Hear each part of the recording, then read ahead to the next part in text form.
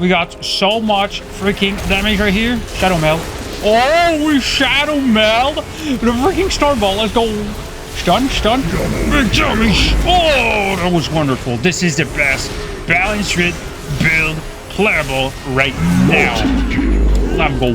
Hey, what is up guys? Clunky this here. Hopefully guys are doing well today. I'm super happy because I found the very best freaking build for Balance Ridden in patch 10.2.6 in Dragonflight. So in this guide we're going to talk about the gear that you need, then I'm going to show you guys the full PvP build, and then we're going to jump straight into the PvP rotation. As for the stats, what you want for this big AoE build, okay, you're gonna see guys, it's pretty crazy. Just wait till you see that. Starfall hits for 100k. A tick. Absolutely dumb. So, which stats you need? First off, you want versatility. Right now, the top rank 1 players who are playing Balance Rid pretty much have all quitted because Balance Rid is super squishy right now. So, the only people who still play Balance Rid have their versatility boosted to as much as they can, okay? So Versa around 37 would be good. And then your next best stat that you absolutely need over anything else is haste. Haste, why? Because it increases your damage, the dots, okay, your damage over time effects. It makes your global cooldowns way faster. It makes it super faster to just like manually dot everything that's around you, okay, because your global cooldowns are faster.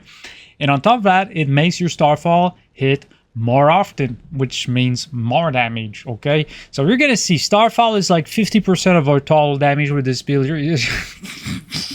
It's kind of dumb, dude. Wait till you see that, right? So Mastery is the next best stat. If we can avoid putting any point into Mastery and put them into Haste, I would recommend doing that. Okay, the last one that you were forced to pick, but we don't need, is Crit. Okay, we're getting a bunch of Crit from the PP talents in some talents. I'm going to show you guys a little bit later. So you don't want Crit. No Crit. If possible, no Crit, right? So I got a little bit because we're running the tier set. I believe it's giving me Crit. What is giving me Crit right now? Absolutely nothing. Oh, okay, the medallion? No. Nothing, bro. Why do I have 6% Crit? I don't get it. Anyhow, for the hell, you want the Lifebound Cap. That is what the top rank 1 players are playing right now, okay? Lifebound Cap, why? Bunch of haste, bunch of versatility. It gives you a chance to gain a random stat for 10 seconds. It procs super often. It actually procs very often. All right, so for necklace, you want the Torque of Pastime that you can craft at the work quarters. For your shoulders, you want the tier set shoulders because it gives you burst and haste, all right? Your cape, you want haste first. For your chest, you want a Lifebound chest piece. And if possible, you can put your enhancement, which makes it so your precognition enhancement. Yes, on this piece, it's perfect. Then for the rest, I would go ahead and craft a pair, okay, with haste and versatility. But right now I have 12 tunes, so it's pretty hard to just like have the best gear possible. I don't care. I'm just playing for fun, okay? So if you want the best gear, go for crafted wrist. For gloves, that's our least restrictive option, okay, for the tier set pieces that we can choose from. Those gloves are the best option, okay? They give mastery, which we don't want that much, but that's the best that we can do. So we're going with the gloves for the tier set. Lifebound belt, crafted, okay, with a Shadow Belt clasp. We're going with Verdant Gladiator's Leader breeches with intellect and stamina enchanted on it. We want the boots with haste and versatility. One crafted ring with haste and versatility, very important. And then you want to go with one ring from the PP vendor with haste and versatility. All right, that makes sense. We are playing with the trinket as usual, and then our offensive trinket, we're not using the 1 minute on use CD. We are using the Verdant Gladiator's Insignia of Alacrity because it procs way more often. And also, as a Balance Rid, your burst is It's kind of building up. It's building up. It's building up. It's better to have a trinket that gives you more stats more often than having one that is one use, and then you're 1 minute down without the damage buff effect. That's way better to have the Verdant Gladiator's Insignia of Alacrity. For your main weapon, you need the Verdant Gladiator's Staff, okay? With Sophic Devotion, I've tested everything. I've tested every enchant. Nothing works like the Sophic Devotion. Wait till you see that, okay? With haste and versatility. Now, we're going to talk about the talents. All right, so talents. Where is that damage coming from, okay? It was such a mysterious thing for me to just like try practice, and I practiced for hours and hours, and I finally found it. That is so dumb. Wait till you actually understand that, okay? So, your tier set as a balance druid, what does it do? Basically, when you want to go into Eclipse, you know how it goes. You need to use 2 Wraths or 2 Starfires to go into Eclipse, and then you deal more damage, yada yada. But what happens is you can actually not go into Eclipse, okay? Not cast your Wrath, not cast your Starfire at all. You just dot people, you use your Fury Balloon, and when you're done, you're ready to burst. All your dots are rolling. You press your big incarnation, and this is what's up. Your next 2 Wraths and your next 2 Starfires are gonna hit like trucks. Upwards to 200k instant. Bam! That's crazy. Now I'm gonna show you guys how. Again, when you're doing the rotation with this build, the whole point is to not double Wrath or double Starfire before going into your burst. That's the trick that I had to wrap my head around. Okay, so that means once you will hit your Celestial Alignment, your dots are rolling, you're ready to go, you got full freaking resource to spend, you're ready to hit that key. You press Celestial Alignment, you spam your Starfalls, and then you Warrior Balloon. And since you did not use your 2 Wraths and your 2 Starfires before going into Eclipse, your next 2 Starfires are gonna hit like freaking trucks. Okay, that's literally it. Balance of all things comes into play right here. Okay, balance of all things goes super well with Primordial Arcanic Pulsar because you're gonna get way more eclipses. Your eclipses will feel way more powerful. As soon as you will get into Eclipse with balance of all things, you're gonna see people's health bars going zoom. Okay, that's pretty freaking dumb, right? So again, we're going with Primordial Arcanic Pulsar, balance of all things, and then the catch is Rattle of Stars. Okay, I see a bunch of people playing Starweaver. This build is playable with Starweaver also. I'm not saying it's bad. I'm saying I hate playing casinos. I hate slot machines. I hate luck. I think it's not fun. I don't like luck. But if you do like luck, go with Starweaver. I like something that is more reliable, like Rattle of Stars. Baseline, my Star Surge, my Starfall deal 12% increased damage, and their cost is reduced by 10%. On top of that, with this talent right here, your Astral Power cost for Star Surge, and Starfall is also reduced. So it's going to reduce the Starfall, the resource cost for your 2 abilities by a lot, because these 2 actually stack together: Rattle of Stars and Elun's Guidance. So with that being said, I've tested with everything possible, and the best results were with Radiant Moonlight. You can't go without that freaking Fury Balloon. Okay, you can't go with it. You have it so often with this little passive. It's way better than with Astral Communion. I've tried. It doesn't work. Cooldown is way too long. It does give minimal astral power gains. And to be honest, I've tried everything. I've tried everything to the point I'm getting crazy, all right? So you can trust me on this. Pretty easy. Rattle of stars, I would pick every freaking day. So now that is out of the way for the talent tree. Left tree, man, you can pretty much do whatever you want, basically. As long as you got like Sunfire and improved Sunfire, you've got Rising Light, Falling Light. These three are super insanely good. You need them, especially for this build. You can go Renewal, or you can go Ursin Vigor, though it got nerfed pretty hard, so I'd rather have a Heart of the Wild. Even though it has a long cooldown, I can literally heal myself for so much with that.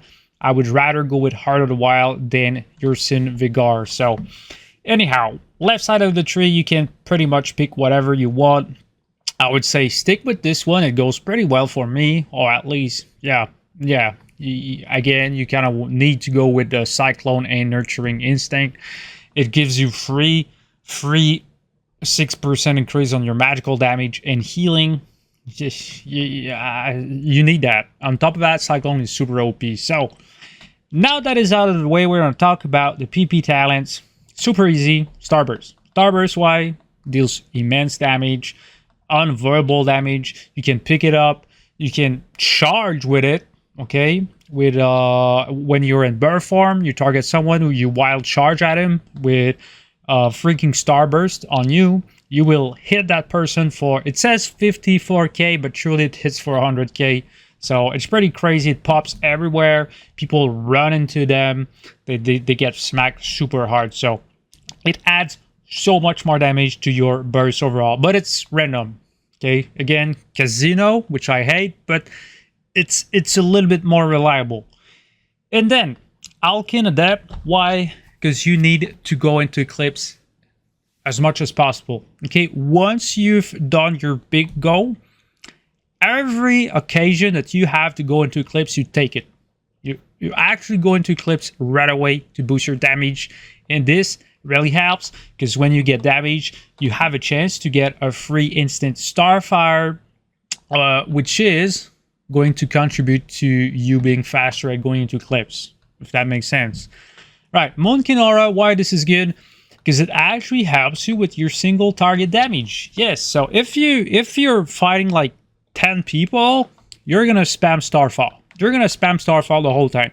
If you're going all heavier against one target and you're helping your team killing that target, every time you're going to use Star Surge, it is going to grant you 4% critical strike to you and 8 allies within 40 yards for 20 seconds, stacking up to 3 times. It's so OP. It's so broken. It will act as a buff for your whole team. Okay, so it gives you about like, I think it's like 18% more critical strike, 12% more critical strike. Who cares? It's super OP. So now that we spoke about what is the best build, I'm going to jump straight into the rotation and show you guys what's up. So again, I'm stressing that again.